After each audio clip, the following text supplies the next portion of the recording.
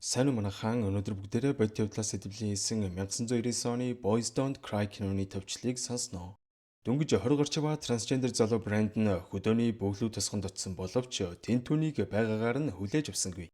Харин ч бүр дээрлэхэнд хуурхаж хүмүүс нэг нэгэндээ яаж ингэж хандаж чаддаг байна гэмээр зүйлс их гарнаа. За тэгээд киноныхоо төгсгөл бодит түүх фактуудаа хамтдаа сонсцгоё. Одоо харин кинонд орцгоё.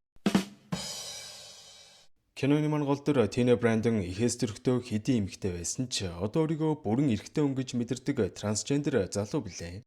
Тэрээр үеэлийнхээ гэрт хэсэгтээ толгой орогдож байгаа бөгөөд үеэлээрээ үсэж суулж аль болох эрэгтэйлэг харагдахыг хичээнэ.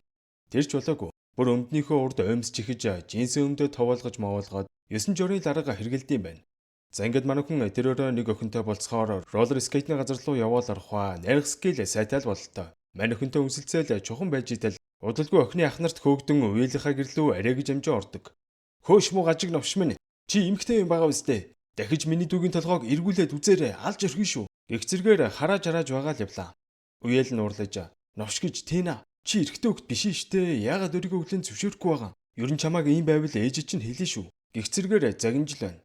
Манай хүн бааранд урдсан ганц сундаг виски шимсэн шигээ. Өөрийгөө яагаад эрэгтэй хүн болж төрөөгүй юм болов? Гэт гунаглаа сууж байтал хажууд нь байсан охин харц шидэд байв шүү. Энэ охиныг Candice гэдэг бөгөөд найзуудтайгаа хамт явж байгаа гинэ.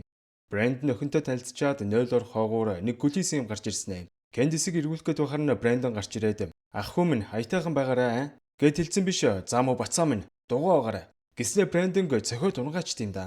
Энэ үед Candice-ийн найзууд гарч ирээд мань бүдүүлэг нөхрийг нийл зодчоод барнаас зүхтан гарцгаалаа. Энэ нөхрийг John гэх ба харин нөгөөхийг нь Tom гэдэг юм байна. Энэхэд эндээс 200 км-ийн цаана байх Falls City гэдэг хүн амбахтай жижиг хотоос ирсэн гинэ. Битгэд тэндээ очиж жаалуулаа. Хамт явах уу гшөө. Гэд бахар нь манай хүн бас дагаал явах юм аа сайхангаар. За ингээд нилээ ууцсан байсныг хэлэхүү машинд явж байхдаа кадр тас. Нэг сэртэл Candice гэрч сэрлээ шүү. Candice 2 настай охинтой ганц бие ээж бөгөөд манай хүнийг чи хүүхдэд их сайн юм аа. Сайн ав болох байх та. Гэх зэргээр илт ханд хаяад шүү. Манай хүн өөрийгөө трансгендер гэдгээ хэлэхгүй явах уу гэж бодож байгаад тас нуухаар шийддэг. Брэнд үйл рүүгээ залгаж 200 км-ийн зайд Falls City-гээд хотод байна гэтэл тэнхтэй дагараа дурак минь. Чи удахгүй шүүх хуралтай штэ. Шүүх хуралдаа очихгүй бол ял авна гэдгээ мэдж байгаа биз. Яаж игээд өнөөдөртөө ир гэж хэлээл таслалаа.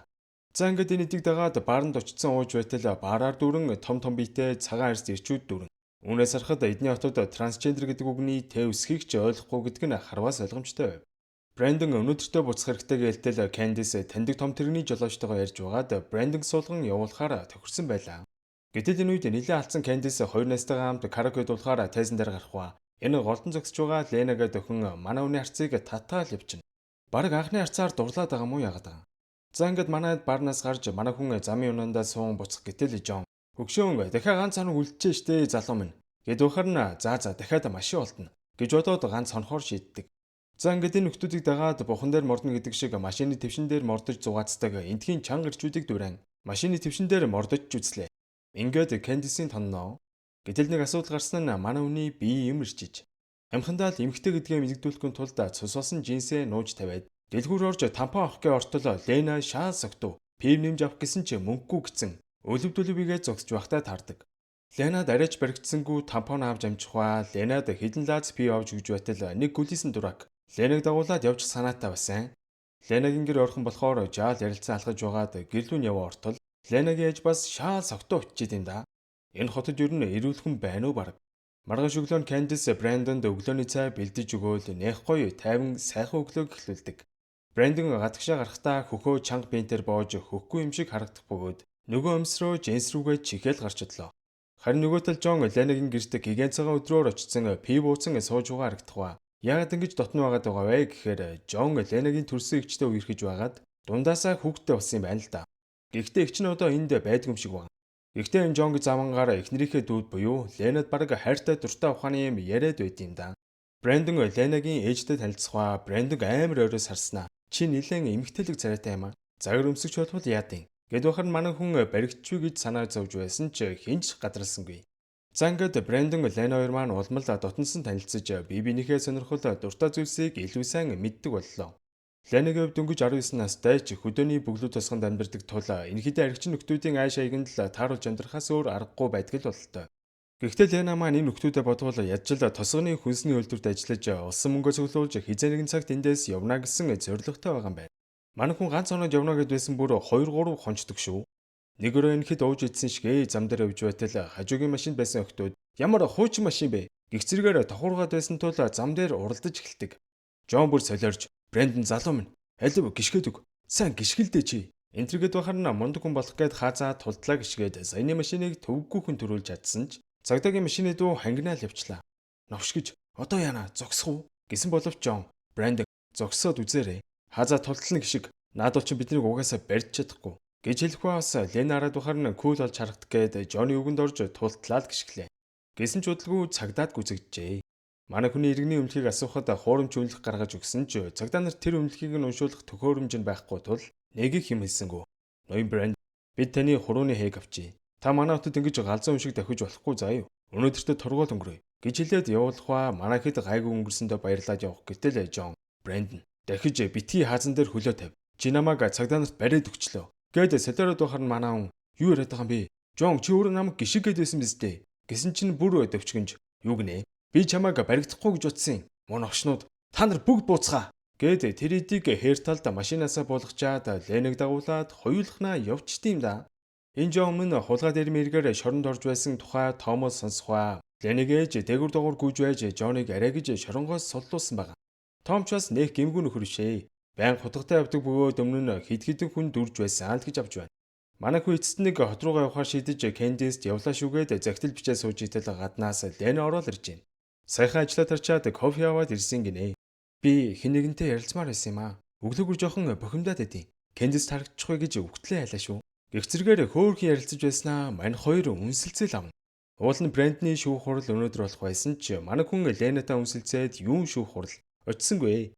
Брэндон юун шүүх хуралд оролцоод байгаа юм бэ гэвэл манай хүн өмнө нь хуурамч чек хийж мөнгө заллах гэж байгаад асуудалд орсон юм байна л да. Брэндон бүрийн нотоос салхаач байлаа да. Ленаг ажлаа тарихыг нь хүлээж байгаад нуурын ирэг дээр очиж болцгоо. Мань хоёр нэлээд үнсэлцэж байгаад жанжин болох гээд эхлэх үед Брэндний маань эмэгтэй өнгөдг нь баригчих гээд их л ив хавгүй байна уу. Манай аргасаар угаад эмэгтэй өнгөдг нь баригдсангүй өнгөрдөг. Занга удалгүй Брэндон маань 21 нас хүрч Ленагийн төрсөн өдрөө тэмдэглэж байлаа.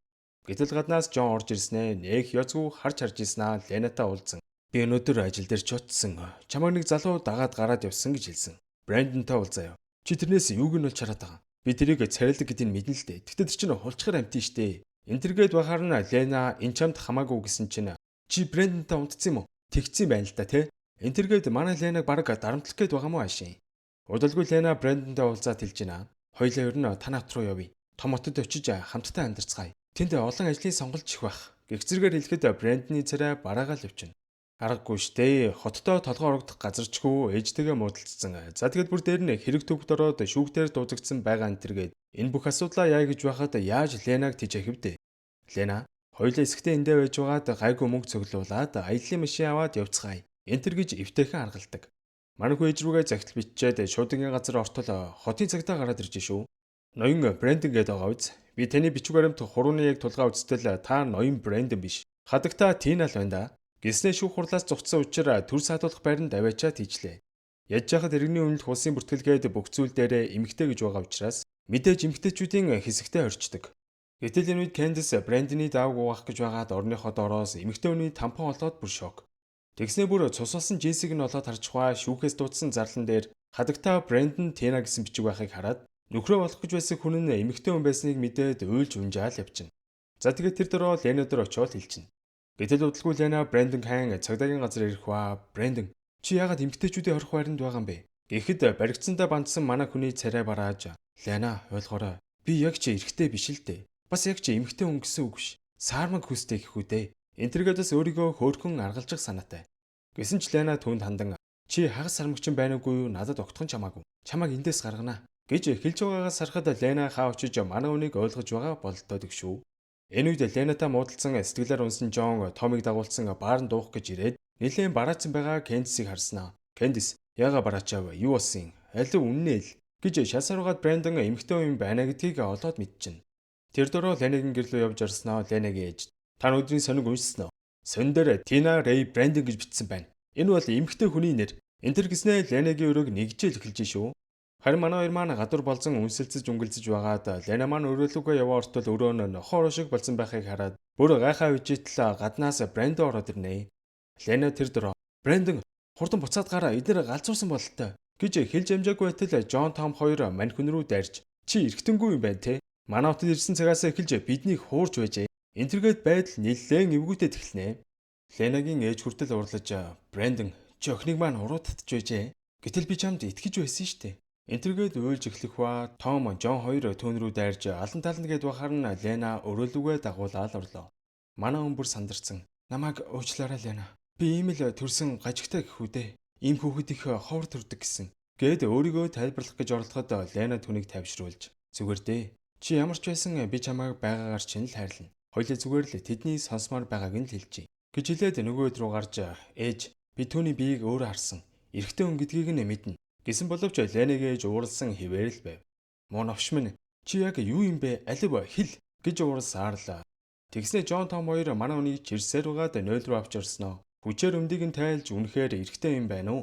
Эмэгтэй юм байна уу гэдгийг шалгахын гинэ.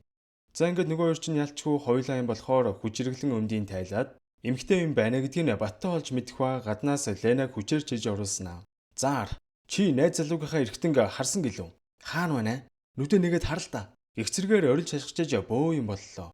Брэндон маань ч ингэж дормжлуулсандаа санаан зовж уйлжимжин хэсэгтэй ганцаараа үлдэхийг хүссэн ч нөгөө хоёр өвчтөе эмчин Брэнднийг чирсээр угаад машинтаа суулгаад аваад явлаа. За ингээд нэлээд явсаар хотын хуучин үлдэр ажууд ирж зогссноо чирээл гаргаж байна. Жон гшүүн би л вэ штэ Брэндон байна. Намайг битгий гимтэйг штэ гэж гуйхад Жон цамцаа тайлд гэж дарамталж эхэлдэг. Тэгснэ Жон гэж нүүдгүй амтан Брэнднийг нүүр нүдгүй зодоод машиныхаа арын суудалд хүчээр оруулж байгаад хүчинтэж өрхөх авдалгүй араас нь Томчос Брэндонг зэрлэгээр хүчинтдэг. Брэндон хэдий эмэгтэй төрсөн ч өөрийгөө 100% эрэгтэй гэж мэдэрдэг хүн шүү дээ. Гэтэл адилхан эрэгтэй хүнд хүчиндүүлнэ гэдэг бол байж болшгүй том дормжлол. Нөгөө хоёр ч анхааруулж байна. Чи бид гурвын нууцыг өөртөө хадгалнаа гэж амлавал чамааг яахчгүй. Хэрэг өөр хүн хэлвэл чамааг алж өрхөн шүү. За юу гэж анхааруулхад эзгүй хоёр талд хоёр эрэгтэй дормжлуулсан Брэндон угаасаа яаж чадах вэ? Хинт ч хэлэхгүй л гэж авч байна.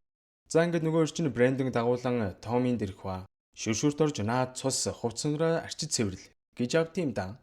Бодвол өөрсдийнхөө эргэн болморийг л баллуулж арилгуулах гээд байхгүй юу?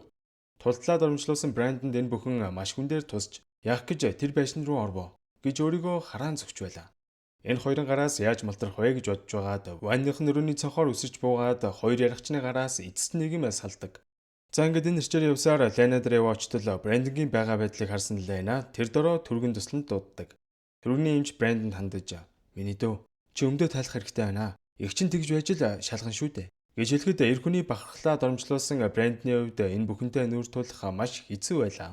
За ингээд Лена ээжийнхээ хамтаар цагдаа дээр очин энэ талаар мэдүүлэг өгөх гэсэн боловч цагдаа нар нь маш хачин зан гаргаж "Та нарын мэдүүлгийг хүлээж авахгүй, яг тэр хүчинтүүлсэн үнтэй чинь л ярина." Гисээр угаад Брэндоныг авчирж мэдүүлэг авч эхэлжээ.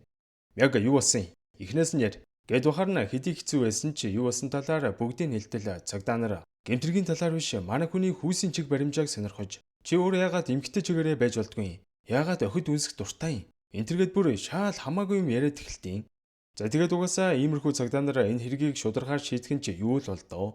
Манай хүн аим шиг зүйлийн дараа өөрийнхөө хот руу нэг мөсөн буцахаар шийдэж явахынхаа өмнө Кэндисэнд явж жоод би явахаас өмнө уучлалт гуйх гэсэн юм аа. Гэтэл Кэндис тэнгэр минь тэд чамааг зодчихоо юу? Энтергээд яг юу болсныг мэдэхгүй л байлаа. Манай хүнийг ус тасанд оруулж сайхан хоолунд хийж өгөх ба тэр өрөөнө Брэндон энэ танилцсан хүмүүсийн зургийг шатааж байгаагаас харахад энэ бүх зүйлийг мартахыг хичээж байгаа нь л. Харин энэ үед Ленагийн ээж Жон дээр ирсэн. "Жон, чи Брэндонд янз бүрийн зүйл хийгээгүй үз. Хэлэхцүү байвал одоо л хэлсэн дээр шүү." Гэсэн боловч мань хүн "Үгүй ээ, би яагаачгүй штэ. Брэндонтэй зүгээр л ярилцсан" гэж гүрийсээр л. Гэтэл түн рүү удалгүй цагдаагаас залгаж "Та хатагта Тина Брэндонг хүчинсэн гэсэн мэдүүлэг авсан. Маргааш өглөө ирж мэдүүлэг өгөөрэй" гэд хэлжтэй юм да. Нөгөө ч бүр бөөн ууралж мунавшиг болж алнаа л гэж явж байна. Харин энэ Брэндон маань Кэндисийн агуулгад унтаж байтал гаднаас Лена орж ирэх ба өчигдрийн явдлаас хойш Ленагийн царайг харах гэсэн ч нэг л эвгүй байгаад шүү. Лена түүнийг тэрвэрж юу ч болсон бай түүнийг хайрлсан хിവэрл байна гэдгээ хэлэх үед манай хүний сэтгэл бугулсан зүйл одоо л алга болж арай хөнгөрөөл явчлаа. Лена үннийг хэлэхэд ээж маань намайг эрэгтэй болохыг маань зөвшөөрдгөө учраас бид харилцаа болсон. Би өөрийнхөө хотод амьдрах газаргүй үеэлэндээ байдаг юм. Их зэрэгээр бүтэлгүй амьдралаа өмнөр нь хэлсэн ч Ленад энэ бүхэн ямар ч хамаагүй байв. Хамтдаа байвал бүх зүйл сайхан болно гэж итгэсэн хിവэр л байлаа. Ийм ууж сэтгэлтэй байгаад нь баярлсан Брэндон чи өмнө нь хамт явъя гэж байсан да. Одоо тэгвэл хамт явцгаая. Линкольнд очиж амьдралаа эхлүүлье. Гэж хэлээд эдний гэрлүү нууцаар орон Лена хэрэгтэй зүйлсээ бааж боглох гэж байсан ч яг ч юм гівгэнэт бүх зүйлээ аяж явна гэдгээс айсан уу эсвэл бодол нь өөрчлөгдсөн үү яасан. Нэг л сонирн болчдөг шүү. Зүгээр дээ. Заавал одоо биш дараа явсан ч болно штэ. Би чам руу захидал бичиж байна. Гэж хэлэн манай хүн гараал явлаа. Тэр шөнө гаднаас Жон шаа согтуу орж ирсэн ээ. Лэндон Брэнд хоёр хаана байна? Энтэр гэжсэн буу гаргаад ирж шүү. Арга байдалд орсон Ленагийн ээж Ленагийн асуудалтаа битгий оролцуулаарай. Брэндон Кэнсинд байгаа. Гээл үннийг хэлчихнэ. Лена хоёрыг сатааруулах санаатай бүгдээрээ төв орж юм уух уу? Энтэр гэсэн боловч нөгөө хоёр чинь манай охиныг машиндаа суулгаснаа. Тэр чигээрээ Кэнсинд яваал очлоо. Нөгөө өвчт чинь Кэнсис руу хар шөнө явж ороод Брэндон бариад авнаа. Тэгснээ Кэнсиг ч бас алах гээд бахарна. Гуй. Жон алмаар байвал намайг л ал. Кэнсиг битгий гэмтээгээрээ хүүхдтэй хүн шүү дээ. Гэж байх хооронд Лена гаднаас орж ирээд Жон битгий ингээчтэй. Брэндон чи яагаад яваагүй байгаа юм бэ? Гэж хэлэх агшинд нөгөө өвчт чинь Брэндний толгойг зад буудан хөнөөж ирэх ба. Том гэрчүүлдэг хүн тулд гэмгүү Кэнсиг ч бас буудан хөнөөдөг. Тэгснээ яг Ленаг алах гэхэд нь Жон түүнийг болиулах ба сандарсан хоёр багийг тэр дороо зүхтэн гарах үед хөрхи Лена Брэндний хөрсөн цогцыг тэврэн уйлсаар л энэ жоох хүүхд одоо яана. Брэндний карманд түн зөрүүлсэн захидал байх бөгөөд уншаа үзтэл би чамайг хоттой очиод хүлээж бай. Чи заавал ирээрээ. Хоёулаа тэндээ сайхан амьдрал битээ. Химэн битсэн байх бөгөөд хэдэн жилийн дараа манай охин маань Брэндний төрсэн газар Линкольн хотыг чиглэн явж байгаагаар кино маань төгсөж байна. За тэгээд энэ кинонд гарч буй үйл явдлууд бол бүгд яг бодит болсон зүйл. Тина Брэнд хэмээх трансгендер залуу 1993 оны 12 дугаар сарын 31-нд Жон Том гээд хоёр яригчинд зэрлэгээр алуулсан бөгөөд зөвхөн энэ хоч гэлтгүү тухайн Америкийн дийлэнх хотуудад иймэрхүү трансгендер хүүсийн чиг баримжаа өөр хүмүүсийг хаасаагүй ялгуурлан гадуурхаж зодж нүдгөл энэ үхэнд байсан гэдэг. Жон гэж зэрлэг нөхөр хүн амны эргээр цаазын ял аван одоо хүртэл шоронд хоригдож байгаа бол Том Жоны эсрэг мэдүүлэг өгч цаазын ялнаас мултарсан ч бүх насаараа хоригдох ял авсан. Харин Ленагийн хувьд хэсэгтээ Линкольнд амьдарч байгаад хөөрхөн охинтой болж төрлөх хоттой буцаан очиод амар жимээр амьдарч байгаа гэсэн зан хүрээд бүгдээрээ бичлэгээ өндөрлцгөөе. Дараагийн дугаараар иргэн уулзцгаая guys.